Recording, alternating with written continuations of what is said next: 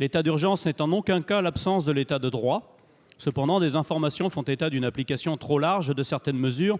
Le ministre de l'Intérieur a d'ailleurs éprouvé le besoin d'envoyer une circulaire à tous les préfets pour préciser l'application des perquisitions administratives et des assignations à résidence. Nous nous interrogeons fortement sur certains cas précis touchant notamment des militants comme en Dordogne ou à Rennes, sans aucun lien a priori avec le djihadisme et qui ont été perquisitionnés ou assignés à résidence. Par ailleurs, comment comprendre le refus du tribunal administratif de Rennes de juger en référé la liberté de mesures d'assignation à résidence contre des militants anarchistes? Il nous semble donc important d'aller plus loin et de concrétiser le principe du contrôle parlementaire adopté à l'initiative du président de la commission des lois. Monsieur le Premier ministre, ce contrôle est nécessaire pour préserver et l'efficacité des forces de sécurité et la confiance des Français dans le maintien des libertés individuelles et collectives. Sur la manière dont l'état d'urgence est mis en œuvre et contrôlé. D'abord, nous sommes face à un niveau de menace très élevé.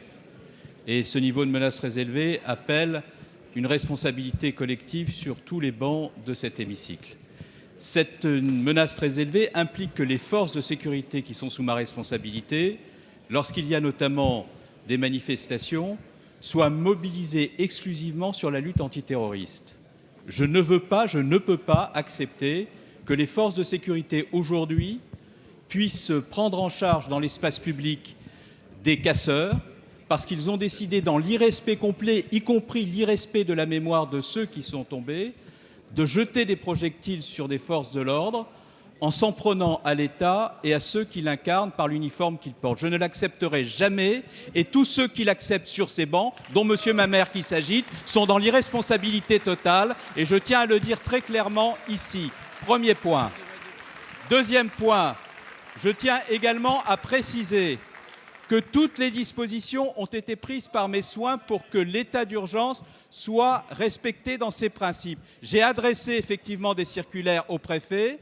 Il y a une possibilité pour ceux qui font l'objet de ces mesures de saisir le juge administratif en référé.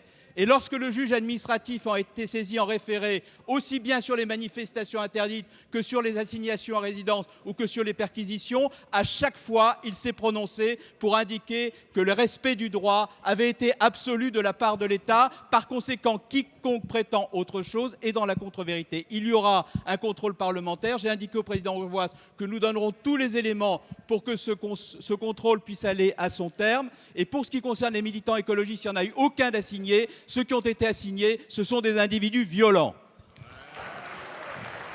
Pour le groupe Union